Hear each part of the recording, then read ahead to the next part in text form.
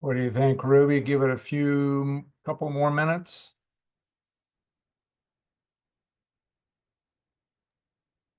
Yeah, we'll just let a couple more minutes to get people on, and then we'll go ahead and start. Okay.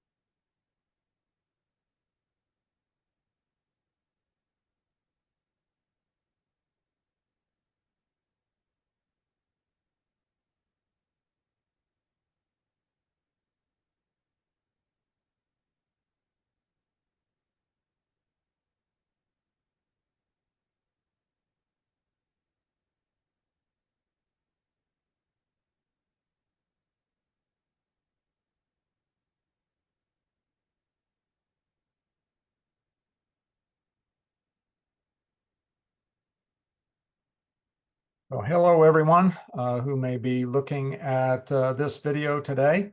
My name is Guido Vanderhoven. I retired from NC State University about 6 years ago, but have continued to work in the area of farm management and taxation, at least at that intersection, and was asked to present this particular webinar that we have today, the title of which, as you can see on the screen, is Tax Definitions. And then there's a parenthetical that I added, Safe Harbors of a Farmer. And I think it's a little bit more of an accurate statement to look at it from a safe harbor standpoint. And we'll explore that as we move into the webinar. This webinar is being presented by Rural Tax Education, which is a website hosted by Utah State University, as you can see on the slide. And for many years, I was part of the National Farm Income Tax Committee that worked on various informational materials, as you can see listed there on the slide as well. And the QR code for those that might want to use it to go directly to ruraltax.org to access some of these fact sheets or broader discussions, they are available there for one to use and to access.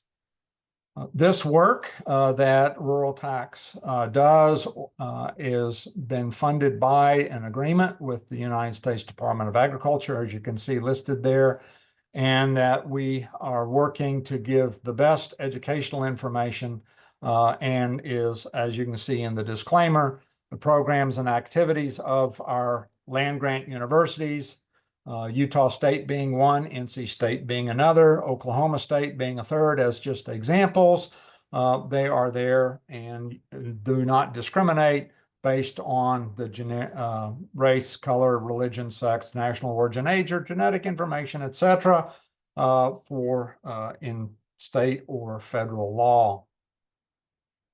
What we're going to look at today, and this is kind of the agenda, the title again is the Tax Definitions or Safe Harbors of a Farmer that we are presenting through ruraltax.org.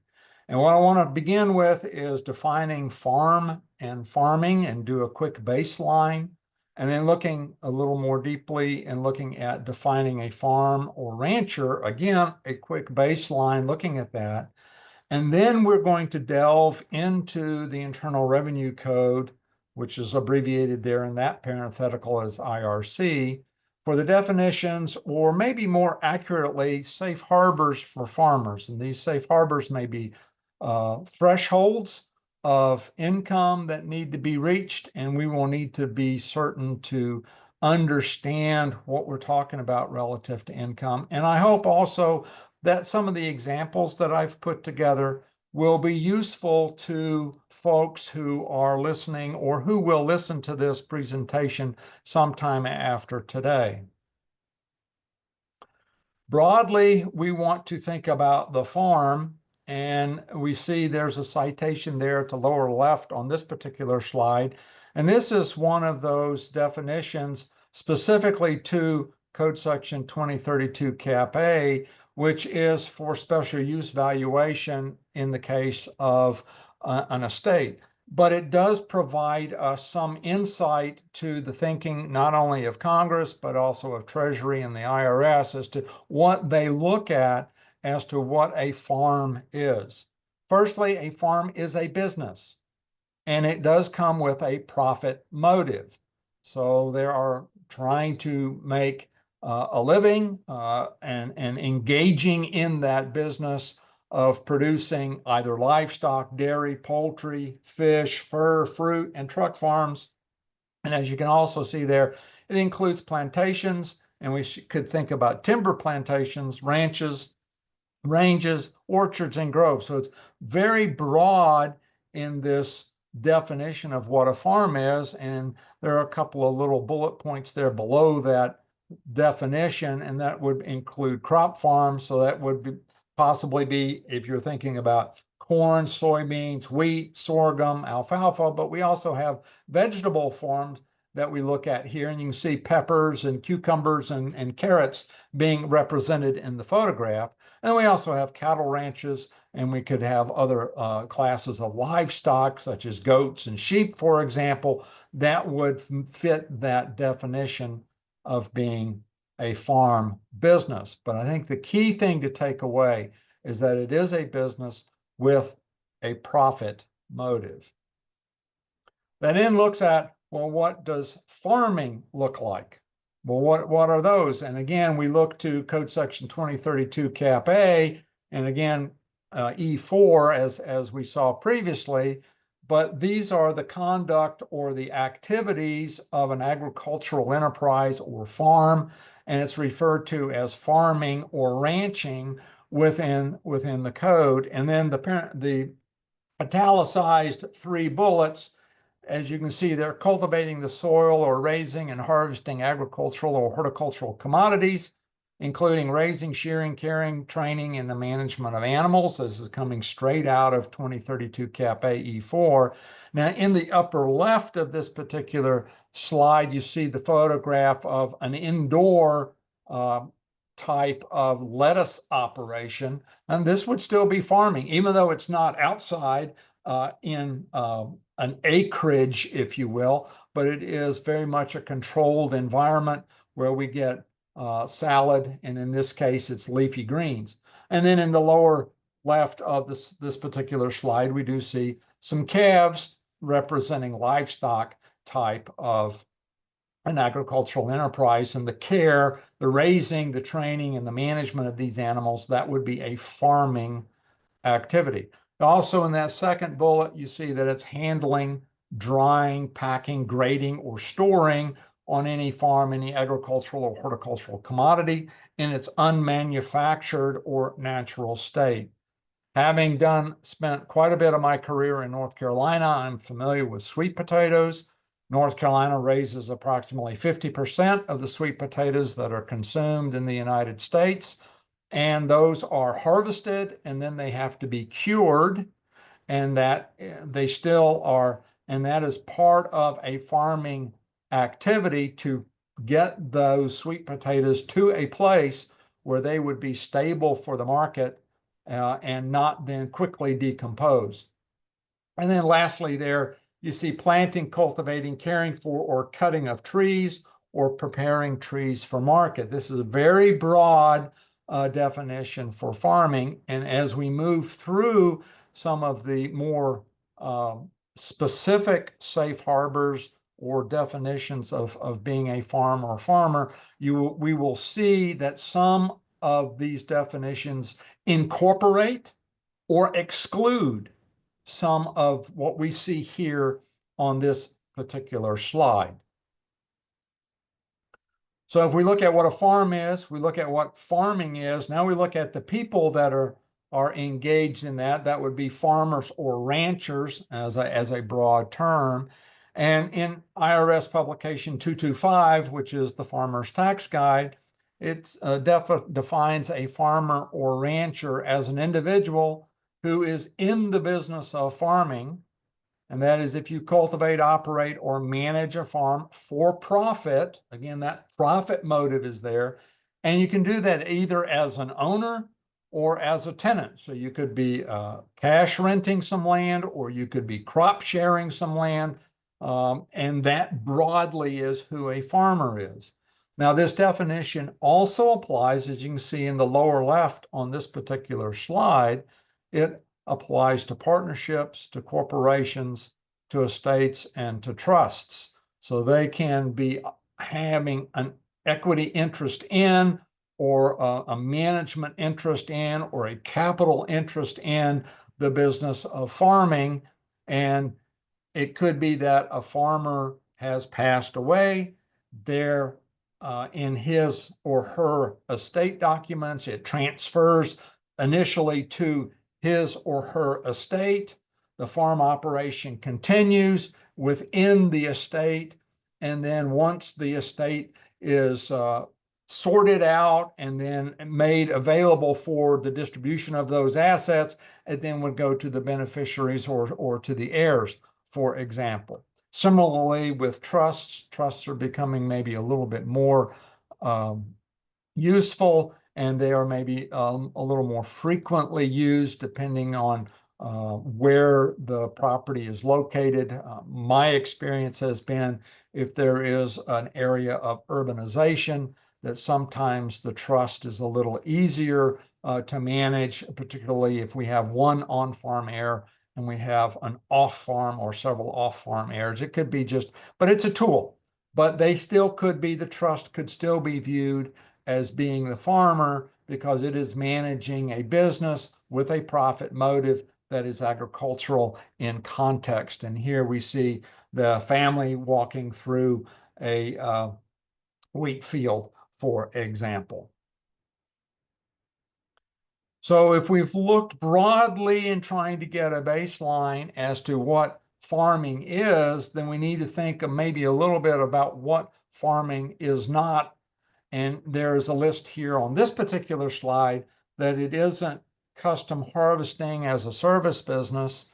When I farmed nearly 40 some years ago in Western Kansas, we had custom harvesters that would come through and help us cut our wheat. And they would have 3 machines and we had 1 machine. So we had 4 total machines. We were doing the farming. They were doing the custom harvesting as a service business to our farm. And that was done so that we could get the crop in a timely manner and keep landlords happy.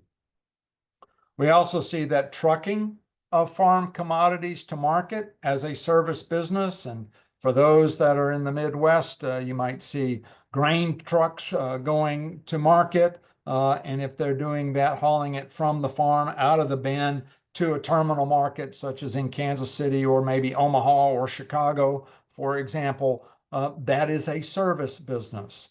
And again, here illustrated in this particular photograph is the 3rd bullet, which is custom farming. Again, a service business. In this case, we're planting a crop, and you see the tractor with various tanks affixed to it, and then you see the planter, and then you see the service truck that's bringing also the chemicals or fertilizer out to fill those tanks up. This may be a service business that we're doing. Hey, I don't want to do it. It's the technology. I don't want to make that investment, but I'll hire somebody to come and do that. And then lastly, which we're seeing in some areas and in some sectors of production agriculture, we see that there is retention of the farm commodity, and then it goes through some type of processing to add value to those products. Just have three listed there where we would take milk and turn it into cheese or ice cream or to yogurt, for example. We would have beef animals that, or sheep or goats that we would look at and process into cuts of meat. And then lastly, there on that list is the wine. So that would be the farming of the grapes. That's a farming activity, but then taking those grapes and then crushing the grapes, extracting the juices, and then going through the processing and fermenting of those items, that grape juice, and turning it into an alcoholic product of wine that goes through a process. That is not, even though we're using as a stock or a source an agricultural commodity, once it goes into that processing, there is a point where it leaves the farming side and it goes into the processing side and then becomes a non-schedule or non-agricultural commodity. It becomes, as we have listed here, cheese, meat, or wine. And we need to kind of think through what it is that we're doing. And in this particular case, with this last bullet, you could actually have two different businesses. One is the farming business, where we're raising dairy cattle, we're milking the cows, we are then harvesting, collecting the milk, and then we take the milk and it goes to the cheese plant.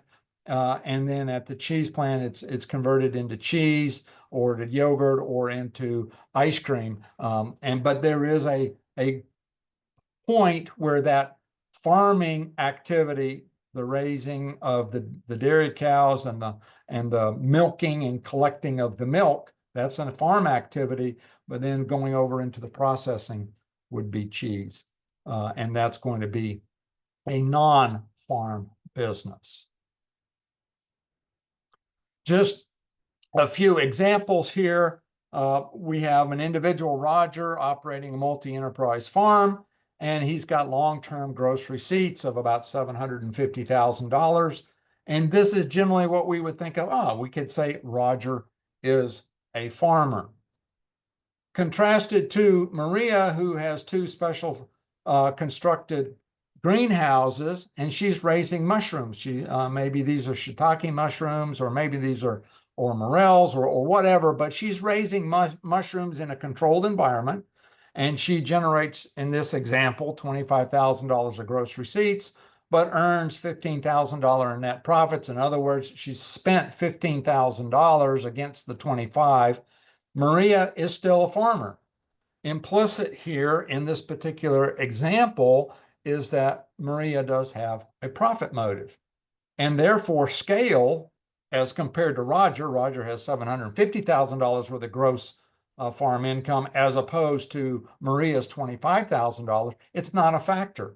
So we can look at what are we doing? What is the opportunity? What's being pursued? In Maria's case, she's raising mushrooms and she has a market for it, and she's generating net profits. She's still a farmer. We then have another individual, Amal, and raising tilapia, which is otherwise known as Nile perch. And these fish are harvested and they can go to market as live fish. They're shipped in special tanker trucks, or they could be fresh or they could be frozen. But for IRS purposes, Amal files Schedule F to report her income and her fish farming business, and just a little nuanced difference there. And then the last example just here is a tenant operation. Rick rents all of the land and he raises row crops. So he's got corn, soybeans, maybe some other beans, northern beans, etc. Rick is engaged in the business of farming, even though he doesn't own any land. Now, he may own his own equipment, and he may have gone through the economic exercise to realize that In his case, owning land may not be the best investment for him, and he can get a greater return on investment by owning the equipment and then being able to do it. But still, he's going to be a farmer, even though he is a tenant, and he uses Schedule F to report his income and his expenses from those farming activities. So I just mentioned in the case of Rick that we've got Schedule F, which you see here on the right-hand side of the screen, and IRS requires reporting of farm businesses to use Schedule F. Now, the sole proprietor farming business, they're going to use Schedule F, as we see here, profit or loss from farming, to report the income and the farming expenses. And we see there's part one, farm income, and we see the cash method.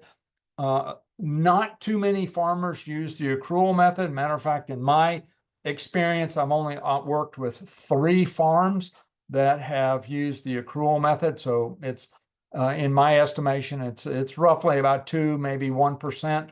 Most folks use the cash method. But you can see part 1, lines 1 through 9. That's where we will look at the farm income coming in from various sources.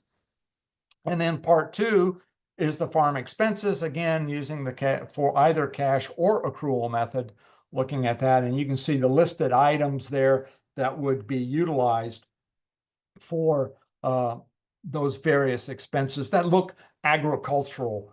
They are chemicals and fertilizers, etc., as you can see on this. Now, Schedule F can also be used by partnerships, corporations, trusts, and estates. They just would be looking at who the name of the proprietor is. I have used it for partnerships and corporations when I was doing tax returns professionally. And it's just very much easier to utilize that for the farming business because you can see these items do look and seem to fit a lot better for the farming purpose than trying to come up with or utilizing the actual form. Now, 1120 and 1120S are the corporate forms. I usually have used those. I would use the Schedule F in that case as a supplemental and would make a notation on the tax return saying, see, attached Schedule F for that. And I've never personally had any problem. But broadly, what we're going to look at here and what I want to point out is that we're going to look at Schedule F. We're going to have instances where we're going to focus on line 9. We're also going to focus potentially on line 34 as a cumulative net farm income for the purposes of meeting some of these safe harbors, and we'll get to those in just a minute. So we're going to transition. Hopefully, I've kind of set what the baseline is for who a farmer is, what farming is, and what a farm is. But when we read the Internal Revenue Code, as you can see on this particular slide, the terms farm, farmer, and the business of farming are generally going to be consistent throughout the various tax provisions in the Internal Revenue Code. Now, unfortunately, there is not one all-inclusive definition that continually gets referenced. We've got different definitions. We've got different safe harbors, if you will. And what is really important is for tax practitioners as well as farmers to understand which definition, which safe harbor is going to be utilized for which purpose. So the usage of the terms could be interpreted in different ways for the purposes of applying different income tax provisions. And then there's this next bullet is that there are several definitions that hinge on the term gross income from farming. And as such, this is what's creating the safe harbor for qualifying taxpayers. Unfortunately, sometimes when we look at gross income, it's referenced to Form 1040. And then further, it's referenced to adjusted gross income, which then leads to, oh, what we need to do is look at net income. Other places, it is gross income, so we don't look to 1040 per se. We're going to look to the supporting business form, Schedule F, which I just illustrated and showed just a moment ago. And then we're going to look at generally line 9, and then we need to see what those definitions are. And what we're going to look at next is some of the more common examples that illustrate who is a farmer and for which purpose, and look at the definition and see that it is going to be different. And the first bullet says, we wish we had an all-inclusive definition, but we don't. And so we have to really, as I frequently say, we have to peel the onion to get to the core of the issue and see exactly what it is that we're looking at. There are some unique definitions, or again, safe harbors, that are relative for farmers and also for the filing of tax returns. There are different income thresholds that need to be considered and understood. Those are for the estimated tax penalty, for soil and water conservation expense deductions, qualified conservation donations, if that's part of the land ethic. Then there are places where income thresholds aren't considered at all, such as income averaging and the deduction of fertilizer. And then there are other definitions that are very specific that we need to look at, and we'll hit some of those in just the next few minutes. So if we are self-employed, our income goes up, down. We broadly are a pay-as-you-go type of system relative to taxes. And there is the requirement to make estimated tax payments on a quarterly basis. However, there is an exemption or an exception if you're a farmer. And in order for you to qualify, that has the definition of having 66 2/3 of your gross income coming from farming. And there is the Internal Revenue Code section 6654I2 that provides that sourcing. Now, the source of farm income for this purpose, okay? So we're talking about, are you falling into, as a farmer, are you falling into the exception for the estimated tax penalty? The sources of that, and this is just a snapshot over on the right-hand side of this particular slide, looking at what are the gross income. So it's gross farm income from Schedule F, and that's attached to Form 1040. It could be gross farm rental income if we're on a crop share basis from 4835. It could be gross farm income from Schedule E, Parts 2 and 3, if we are a partner, or if we are a shareholder in a sub-S corporation. That's where we report those two when that information flows through from the partnership or the sub-S corporation via a K1, saying this is the taxpayer's pro rata share of farm income, and we would have that. We also would look at the gains from the sale of livestock used for draft, breeding, sport, or dairy purposes, as reported on Form 4797. Generally, we're looking there at Part 1 of 4797. For those animals, they are going to be the adults, and they would, if they're raised, they're going to be on Part 1. If they had been purchased and then they were depreciated, they would be reported on Part 3 of 4797, and the net gain then would flow through over to Part 2 of 4797. And then lastly there, if we have gains from the sale of depreciable farm equipment, reported on 4797. So that would be our tractors and those kind of things that either would be traded, and that's treated now as a deemed sale, or if we actually sell the piece of equipment. Those are going to be the sources of gross income from farming for the purpose of meeting the 66 2/3 exception for this individual.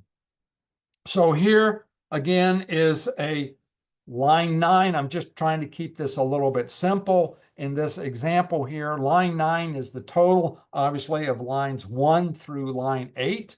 And in this example, we've got Betsy, who's a farmer. She grows soybeans, corn, and she has some cattle. But what we need to think about is what's her gross income in this particular case. And I'm only illustrating Schedule F, but if she's got some cull cows, she would look at Part 1 of Form 4797 as well. But you see here, line 9 in this particular case, $329,200.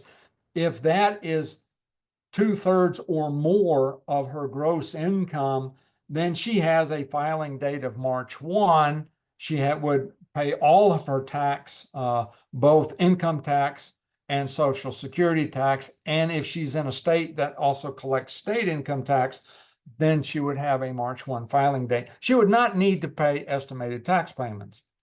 But if she decides to, she could make an estimated tax payment. She could make that single tax estimate by January 15 of the year closing. So it would be January 15 of 2025 for the 2024 production and tax year. So the key here, the key takeaway of this particular one is looking at what's her gross farm income. In this case, line 9, notice we're not looking at net, we're looking at gross farm income, line 9, $329,200. And is that 2/3 or more from all the other sources that she might have on her return?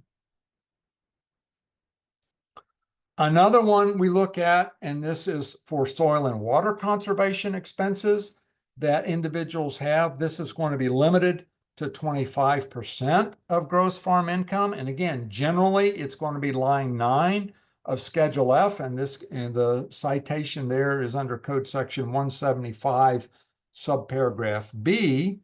And if we are active material farmers filing a Schedule F, and there you see it's 175C2, or if we are crop share landlords, there's a comma in that definition. Again, the same citation, Code Section 175C2 again.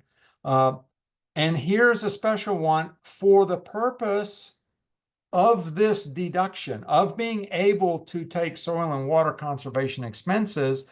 We are treated, if we are a crop share landlord, as being in the trade or business of farming and being able to deduct it, subject to the 25% limitation.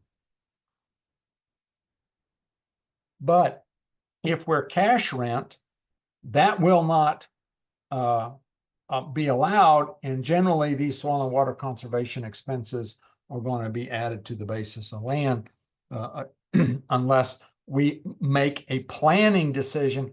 We're going to do some soil and water conservation. Let's convert to a crop share for this year and then be able to deduct that. But anyway, again, our friend Betsy in the following slide, she's got the $329,000, as you can see here again. And so her conservation expenses for this purpose is going to be limited to 25% of line 9. And Betsy's case, when we do that, is going to be $82,300. So if she spent less than $82,300, she's going to be able to fully deduct the soil and water conservation on Part 2 that we saw earlier when we had the full page 1 of Schedule F up. But this is a limitation, or the safe harbor that is afforded. So number 1 has to be in the trade or business of farming. And if we are either as an active and material participant, which we are illustrating with Betsy here, or we could be a crop share and filing IRS Form 4835 for this particular purpose, still the 25% limitation is in effect. What happens if Betsy spent $100,000 in soil and water conservation? In this particular year, she'd be able to deduct $82,300. She'd have to carry over the other part, the $17,700, that would carry over to 2025 in this particular situation, and then still be subject to the 25% rule in 2025. But we would be able to consume it. We would consume that first, and then we would look at, did she have any other soil and water conservation expenses in 2025? Yes or no. Still, we could add those two together. If they are below the 25%, then we go ahead and expense it in 2025. So qualifying as a farmer in this particular case, she would get, as we see here, a benefit of $82,300. That's going to be the limitation. Another deduction or another opportunity for farmers and their families is maybe to preserve farm or open land. If that's part of their land ethic, if that's part of the family's value system, if that's whole. And in the 2006 Pension Protection Act is cited there, and that you get the reference, there was an amendment that allowed farmers and ranchers to deduct the value of these charitable contributions to the extent they didn't exceed 100% of their contribution base, which is generally going to be their adjusted gross income. So here's a place where previously we were looking at their, in Betsy's case, gross farm income. Here we're looking at AGI, adjusted gross income. So we're going to have to change to a net income consideration. And now if we're not a farmer, then all other taxpayers, as you can see there, are limited to 50%. So for this purpose, then, a qualifying farmer is one whose gross income from farming and ranching is greater than 50% of gross income from all sources for the year of contribution. So we saw that Betsy had a 2/3 limitation for estimated tax. Here's a different limitation. And this second one is looking at, they have to have 50% of gross income from all sources, but we have the reference to their adjusted gross income. And so we want to understand what that is. And lastly, on this slide and the lower one, is that for this purpose, for the purpose of making a conservation contribution, farming is defined with reference to Code Section 2032-8, which we saw earlier, okay? And I use that broadly as a definition of what farming is, but this includes timber. So for this purpose, individuals who have timber, and when I worked in North Carolina, again, timber was a very large part of that agricultural setting. So here's an example. We've got an individual that has gross income, and notice that this is tax return income. So we're looking at what's on the tax return because we're looking at AGI, okay, adjusted gross income, and we've got total gross income coming in, and you can see there I've got wages of 30,000. We have some interest income of 1,000. We have farm income, and note the parenthetical there is net $65,000. So that's going to be coming from line 34 on Schedule F. Then I've got the sale of some non-farm equipment. So this is not part of farm income, 55,000. And then we have the sale of timber, $70,000. So then we look at the sources of gross income, and then you see all the way over on the right-hand side, gross income from farming is going to be 65,000 and 70,000. So we need to look at, well, what's our percentage? So our third bullet down, gross farm income, 135, we divide $135,000 by $221,000. That gives us 61.11%. So greater than 50%, they qualify as a farmer. They are able to offset 100% of their adjusted gross income with the value of this particular conservation contribution. So that fourth bullet there, they do qualify, as you can see there, for the conservation contribution. That's a yes. But notice that they do not qualify for the estimated tax rules because it's less than 2/3 of the farm income in this particular case. So they would have been required to have made estimated tax payments. So the takeaway here in this example, as compared to the previous example, is that we have a definition, but we're using different values to create what gross income is, and we're looking at different percentages. We have a 50% threshold, which we have met for the purposes of a conservation contribution, but we have not met the 66 2/3% for estimated tax. So it's very important for individuals to understand and know what those limitations and what those purposes are going to be for. So another one here is income averaging. This is for farm income averaging, and farmers and fishermen are two business categories, two different sets of taxpayers that can qualify potentially to average their income and basically be able to reduce their income tax. Interestingly, for farm income averaging, there is not an income threshold that defines a farmer. However, it's going to be electable farm income that's going to be eligible for that. And under these rules, the elected farm income is going to be carried back equally to the 3 prior years from the election year. So we have the election year, and then we have what we call the base years, and those are the 3 prior years, and if the unused base years are in lower income tax brackets, then it makes sense, economic sense and tax sense, to be able to go back and then to utilize the elected amount back into those 3 base years. Electable farm income is going to be net Schedule F. Notice it's net. The gains from the sale of breeding, dairy, draft, livestock, and equipment sales.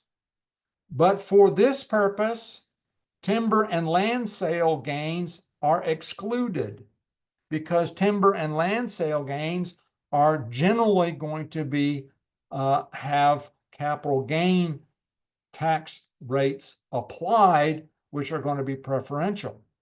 So notice, and here's a change, notice for income averaging, timber is not farm income. But for the purpose of a charitable contribution, timber was. So you can see how public policy was crafted so that an encouragement to preserve open space, to preserve green space, timber was farm income, to be an encouragement to get at the 100% of AGI that could be offset for the charitable contribution. But for income averaging purposes, timber is not. It's excluded as illustrated here in the highlighted area. And then additionally, lastly, if the taxpayer is a shareholder in a farming S corporation, then in that case, the wages can be attributed to the farm business as farming income. So the layers get very, very complicated as we move into the next example. So here's the example. Again, we're looking at total tax return income. You see salary, and this salary is not from farm salary. This happens to be the spouse's salary, and it has a job in town. They have some interest and dividend income, $1,500. They have a capital loss of $3,000, as denoted there, being red. Net farm income of $150,000, gain on breeding animals of $5,000, and then gain on the sale of equipment, $2,500. Now we sort through that gross income. Notice that the capital loss isn't added in gross farm income. Thus, we have $199,000 is the gross income value there. But the electable farm income is going to be $150,000. That's coming from net farm income on Schedule F, that would be line 34. Notice, and again, I've got it highlighted on this particular slide, that we're getting capital gain treatment on the breeding animals because those are being treated as Code Section 1231 assets. Thus, the $5,000 is going to have that $3,000 capital loss offset. So that's why we only have $2,000 over there in that far right-hand column. And then we have the gain on the sale of equipment, $2,500. So then when you look at the total allowable electable farm income, $154,500. That is what's going to be moved out if we just decide to do that this particular year. As an example, we move that out. The maximum that you would go into the 3 base years is going to be $51,500 into each one of those. That's just 154,500 divided by 3. So that's how that works. I just am using this as an illustration. Obviously, we might say, hey, we don't want to do all of that because we want to be able to use some of the 10 and the 12% brackets available in the current year. So we might look at a lower electable income. Just in this example, I'm illustrating the maximum amount that would be able to be averaged back into the previous 3 years. And again, I think the takeaway is, in my example, if we have a capital loss, 1, we don't include it in gross income, and 2, it does offset the gain on the breeding animals, as you can see in the calculations, as well as the notation in the highlighted form. The next one that we look at is fertilizer and soil amendments. Under Code Section 180, which there is a method to deduct fertilizer and soil amendments. Generally, it is an election to do that and be able to deduct that in the year that that gets applied. When one is reading Code Section 180, it looks like that and is to be understood that we should capitalize those items. So it says there, taxpayers who are engaged, again, in the business of farming, which is going to be farmers with the parenthetical, may elect to deduct what is generally to be capitalized. And the reason that it would be capitalized is that fertilizer and soil amendments generally have a useful life of more than 1 year. Now, the land to which the fertilizer and these soil amendments are applied have to be used in farming. So that could be corn ground, soybean ground, vegetables. It could also be improved pasture. So it has to be in the prior year or in the current year if it's done by the landowner or a tenant. And this provides some flexibility if there is a change in ownership or a change in operation of the land. We could look back and say, oh, it was used in farming in the prior year by such and such. We're able to take the deduction. And the election is actually very simply made by taking the deduction on the return. And here is just an illustration of that. We've got Farmer John. He deducts $15,000 of fertilizer by making the entry. As you can see here on line 17, this is just a screenshot from Schedule F Part 2, where we see fertilizers in line, $15,000. And that is simply how that election is made.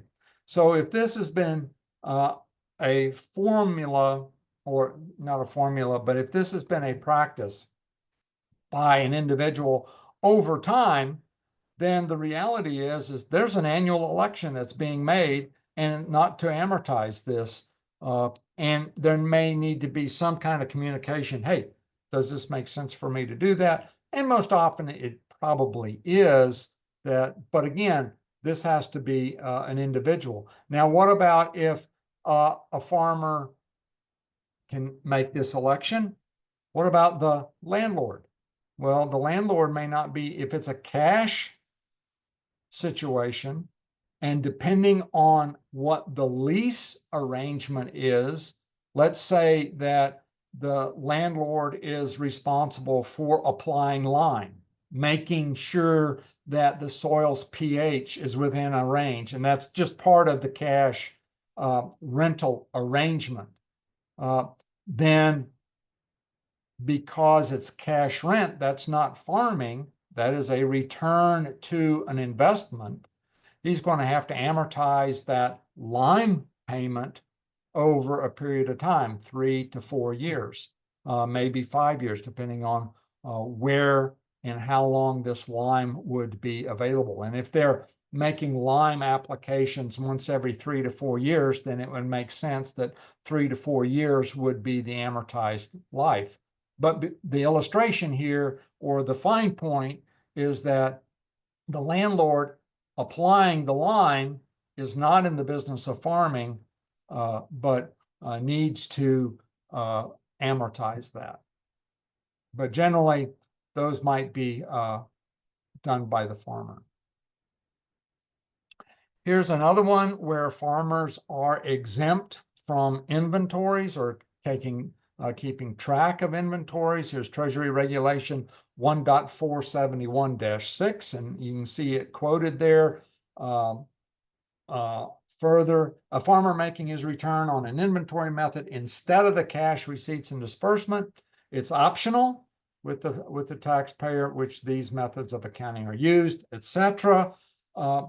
And also under Code Section 448, there has been a recent change for small businesses. It's known as the small business exception.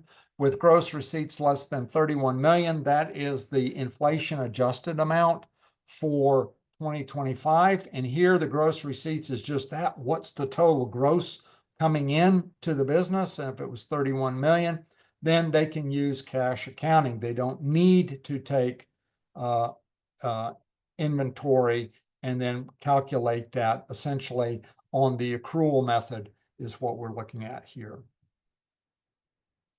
Another one, and this is where we see individuals that might have cancellation of debt, and they have the rule for the solvent farmer that gets the exception for cancellation of debt income. And here under Code Section 108A1 Cap C, qualifying taxpayers who are farmers may exclude cancellation of debt income, or CODI, from tax calculations if the debt was qualifying farm indebtedness. And qualifying farm indebtedness is defined to be the amount of indebtedness incurred directly in connection with the trade or business of farming. So we go back to some of those original definitions, and we have to see that are you in the trade or business? Has it risen to that level in borrowing that money? Additionally, that second one and highlighted, 50% or more of the aggregated gross receipts. So this is the broad line 9 from Schedule F from the trade or business of farming for the last 3 tax years immediately preceding the tax year when the indebtedness was discharged. You have to look at that. And then secondly, the discharge has to be made by a qualifying person. Basically, that's, are they in the business of lending money, such as a bank, or it could be also USDA in some of its lending activities. But the key here is you have a 50% or more of aggregated gross receipts, and that is the line 9 that I referenced earlier in the Betsy example that we have, that's gross farm from income. There's another one that farmers have the opportunity to pay their labor from non-cash sources such as commodities, and there is an exception of FICA taxes on non-cash wages. So the payment for labor in that is exempt from FICA, and there's the citation that you can see there in the middle of the screen, Code Section 3121 A8 Cap A. And this is for remuneration paid in any medium other than cash for agricultural labor. And this, I'm making a note here, and it's in bold, that the reference in this code section is for agricultural labor. Thus, it's presumed by the law that a farmer is paying for that labor. And so in the example that's at the bottom of this particular slide, we see that Rosa pays her hired labor $20,000 a year in cash. Additionally, she pays them about $10,000 in commodity wages. So FICA is going to be paid on the $20,000 per the usual rules. And then the commodity wages are going to be exempt from FICA. And so in this case, neither party is going to be subject to any of the 7.65 withholdings relative to that. Farming C corporations, this is one, and this may get into the weeds a little bit, but similar to when we looked at the discussion of inventories, Code Section 448B1 allows farming corporations to use the cash method of accounting, and you can see the definition that is in there that as a general rule, they have to, but the exception, and this is under paragraph B, farming business, paragraphs 1 and 2 of the subsection A above are not going to apply to any farming business. So that is a benefit to them. As we're coming to the end of this, we're looking at excise tax on gasoline. Farmers and ranchers, they do have motorized equipment that uses gasoline, but they may use it in non-highway use, such as four-wheelers, tractors, pickups, aircraft. And Code Section 6420, as you can see cited in this particular slide, allows for a tax credit, which is calculated by multiplying the number of gallons of gas used and then the federal fuel excise tax, which happens to be 83 cents per gallon, or excuse me, 18.3 cents per gallon. So the definitions for farm and farming purposes are very similar to those that we have discussed earlier. And if you want more detail, then look at Code Section 6420C for more detail. Now, the one thing to take away from the fuel excise tax, and I've used this just about every year that I've done a farm tax return, is that the benefit is a two-step, 2 tax year exercise. And so here is step 1. In this example, Jim operates a ranch, and in 2024, he consumed 1,000 gallons of gasoline on the ranch, and it was documented non-highway use. So Jim's tax professional calculates his federal excise tax credit to be $183. So that's just 1,000 gallons times the 0.183. And this was a 2024 credit on his 2024 tax return, but it was calculated in 2025 when we were preparing that tax return. And it starts out on Schedule 3, line 12, which you see there. There's also the supplemental form, which I'm not illustrating, which is Form 4136, where we get the calculation of this tax credit. Essentially, it's the 1,000 times 0.183 gets you the $183.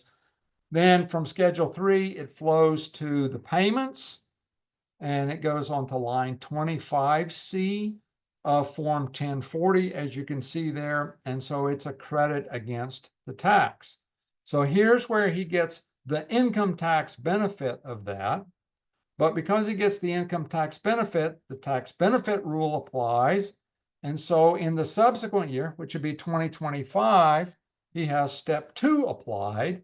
And this is going to be where he has to report that income, that credit.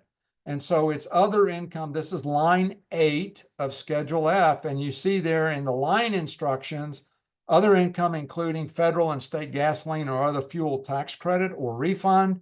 And there's that $183. So he gets the benefit of it against tax in 2024, but then he ends up having to report that as income. Now remember, it's at the margin. So if next year in 2025, he's in the 12% tax bracket, then he's only going to pay tax at 12% of 183. It's still better in the long run. He's economically much better down the road.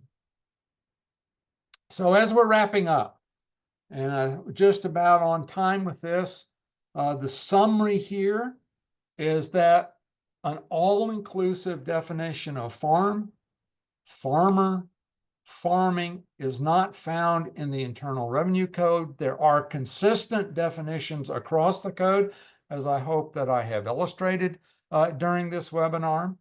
Farmers and ranchers need to be aware of the nuanced definitions for specific tax benefits that accrue based to those specific fact patterns.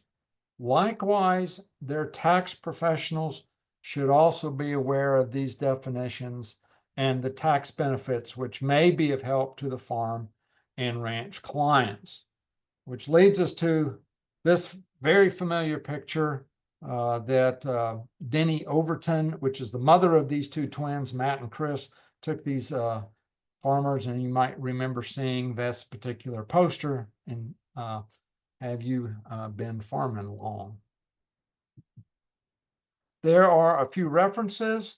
One is ruraltax.org, looking at some of those topics, farm and farming and who is a farmer. There's an article to that. There's also the IRS Farmer's Tax Guide. I provide the link here for that. And should there be any follow-up questions to this particular webinar, info@ruraltax.org will get any questions sent to my attention down the road. So that wraps us up. Just wondering, see, we have a few participants on. Were there any questions that they might have? If not, you might want to put them in the chat. If not, thank you for your attention today. Guido, you've got one here. Got a cattle goat farm, has houses located on the property. Considering a vacation rental by owner for the houses on the farm to supplement the farm income. Would the rentals be considered separate business, or could it be run under the farm for farm income and expense purposes? That's a really good question, and I'm seeing quite a bit of that. The answer to that is they are separate businesses. It would be a Schedule C business where the depreciation and any of those expenses and the income would be generated to that Schedule C, which is going to be a non-farm business. And then the farm business, as we've looked at and explored today, that would be on Schedule F, assuming sole proprietorships. There might be an LLC formed for both or either one. It would be Schedule C because generally the vacation rentals or the Airbnbs, they're going to be less than 30 days, and IRS requires that that be filed on a Schedule C and not a Schedule E.